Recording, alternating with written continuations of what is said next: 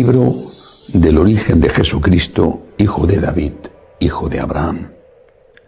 Abraham engendró a Isaac, Isaac engendró a Jacob, Jacob engendró a Judá y a sus hermanos.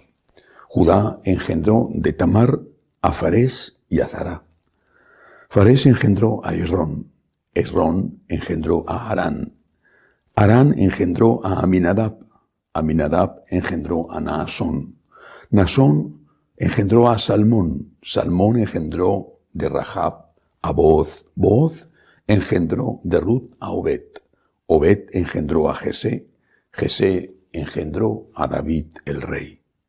David, de la mujer de Urías, engendró a Salomón, Salomón engendró a Roboam, Roboam engendró a Abías, Abías engendró a Asaf, Asaf engendró a Josafat, Josafat engendró a Jorán, Jorán engendró a Ocías, Ocías engendró a Jonatán, Jonatán engendró a Acaz, Acaz engendró a Ezequías, Ezequías engendró a Manasés, Manasés engendró a Amós, Amós engendró a Josías, Josías engendró a Jeconías y a sus hermanos cuando el destierro de Babilonia.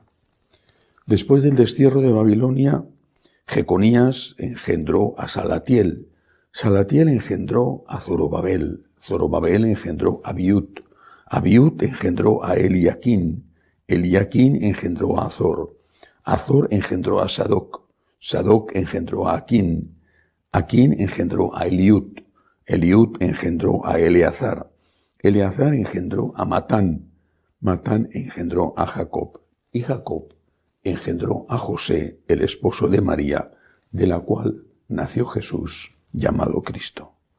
Así, las generaciones desde Abraham a David fueron en total 14. Desde David hasta la deportación a Babilonia, 14. Y desde la deportación a Babilonia hasta Cristo, 14. Palabra del Señor. Gloria a ti, Señor Jesús. San Mateo, cuando escribe su Evangelio, está pensando en los primeros receptores del mismo, que eran los judíos que estaban interesados en el cristianismo, o judíos que ya se habían hecho cristianos, los judeocristianos. Por eso para San Mateo era muy importante demostrar, y estas pruebas eran para ellos decisivas, demostrar que en Jesús se cumplía todo lo anunciado, todo lo prometido en lo que nosotros hoy conocemos como Antiguo Testamento, pero que en aquel momento era su Biblia. No había nada más. Ese intento de demostrarlo era fundamental, no solamente para enlazar a Jesucristo con esa genealogía, especialmente con la del rey David, y antes naturalmente con Abraham, sino también para decir que valía todo lo enseñado en el Antiguo Testamento con las correcciones, con las purificaciones que Jesús estaba introduciendo o había ya introducido, porque cuando escribe San Mateo, Jesús ya había muerto y resucitado.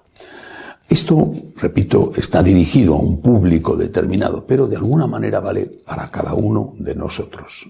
¿Qué tiene que decirnos esto a nosotros hoy? La mayor parte de los cuales no somos judíos o de raza judía. ¿Qué tiene que enseñarnos esta larga, compleja genealogía que parece un trabalenguas y que aparentemente nos deja indiferentes? Tiene una gran lección. Primero, Jesucristo es hombre.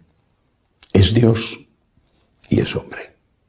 Es Dios verdadero y es hombre verdadero. El evangelista no dice que Jacob engendró de María a Jesús, dice que José, dice Jacob engendró a José, el esposo de María, de la cual nació Jesús, llamado Cristo. Antes ha hablado, por ejemplo, en el caso de David, ha dicho David, de la mujer de Urías engendró a Salomón. Es decir, cuando ha tenido una relación sexual con una señora, que en este caso no era su señora, David, el gran rey, que mandó matar al marido para tener esas relaciones con ella, no lo oculta el evangelista. David, de la mujer de Urías, engendró a Salomón. En cambio, cuando habla de Jesús, dice Jacob, que sería el abuelo paterno adoptivo de Jesús, dice Jacob engendró a José, el esposo de María, de la cual nació Jesús. No dice José, de la Virgen María o de María engendró a Jesús. Es Dios verdadero y es hombre verdadero. Nació de una mujer por obra del Espíritu Santo. Creo que esta es la primera gran enseñanza de este texto de hoy. Pero además, a mí por lo menos me resulta interesante y me da mucho consuelo ver que en la genealogía de Jesús ha habido santos que están canonizados por la Iglesia, pero también ha habido pecadores. Es decir, ha habido gente que ha hecho el mal y gente que ha hecho el bien. Vuelvo a poner el ejemplo de David, el gran rey. De hecho, es el único al que dice David, el rey, el gran rey de Israel, David. Pues David era un sinvergüenza, un asesino lujurioso. Salomón, la Biblia dice claramente que tuvo muchísimas mujeres de religiones diferentes de los pueblos vecinos y que incluso se inclinó a la adoración de esos dioses que eran los de sus numerosas mujeres. El Señor, Dios nuestro Señor, conoce la masa, el barro del que estamos hechos. No ha venido, lo dice Él, no ha venido a salvar a los justos, no ha venido a curar a los sanos. Sabe cómo es el hombre, no desdeña al hombre porque el hombre sea pecador. Me acuerdo hace muchos años, un amigo mío que era entonces seminarista como yo, pero iba en unos cursos más avanzados, me contó una historia preciosa. Era una señora que había tenido un bebé, el bebé fue creciendo y resultó enormemente feo. El niño, cuando empezó a darse cuenta de su fealdad, se avergonzó. Todo el mundo se lo decía y él se avergonzó. Y empezó a pensar que su madre no le iba a querer, que su madre cuando le viera iba a sentir repugnancia como sentía todo el mundo. Y empezó a esconderse, se tapaba. Su madre, al principio sorprendida, no sabía qué le estaba pasando, luego comprendió. Y un día se acercó a él, le dio toda su ternura y empezó a quitarle todas las cosas con que se había estado cubriendo el rostro para no mostrar a nadie y sobre todo a su madre su fealdad. Te quiero como eres, nos dice Jesús. Te conozco. En la Biblia, en un salmo dice, te conozco cuando te sientas y cuando te levantas, desde el seno materno. El Señor nos dice esto, te conozco, y no me avergüenzo de ti, y no dejo de amarte tal y como tú eres. Alguno dirá, pero es que esto es muy duro, esto es muy grave, Dios no me puede querer. No es cierto, Dios te quiere, te conoce como nadie, te conoce a ti más que tú mismo, conoce de ti lo que nadie conoce, pero incluso conoce de ti lo que ni siquiera tú mismo conoces. Y eso,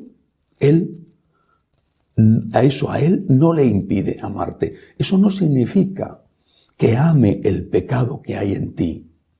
Significa que te ama a ti, aunque tengas ese pecado.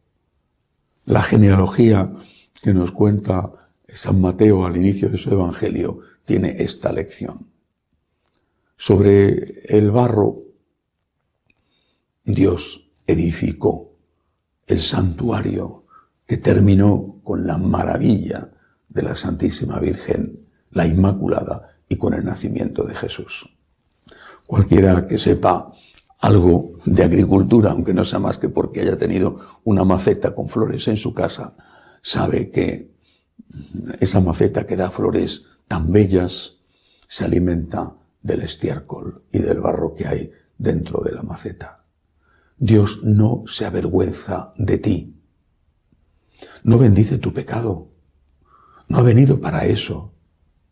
No ha venido para decirte, me alegro de que seas pecador y quiero que sigas pecando. Ha venido para decirte, te quiero muchísimo. He dado la vida por ti. He venido a curar a los enfermos. He venido a salvar a los pecadores. Dios te ama infinitamente. Belén, la cruz, la resurrección, son solo etapas de este amor de Dios. Las últimas, las definitivas, las mayores. Dios te ama infinitamente. Lo que tienes que hacer es dejar, como la mamá de aquella historia, que se acerque a ti para ir quitándote poco a poco las costras, aquellas cosas que te hacen feo, y que pueda salir de ti la belleza que está contenida dentro, el hombre nuevo. Que así sea.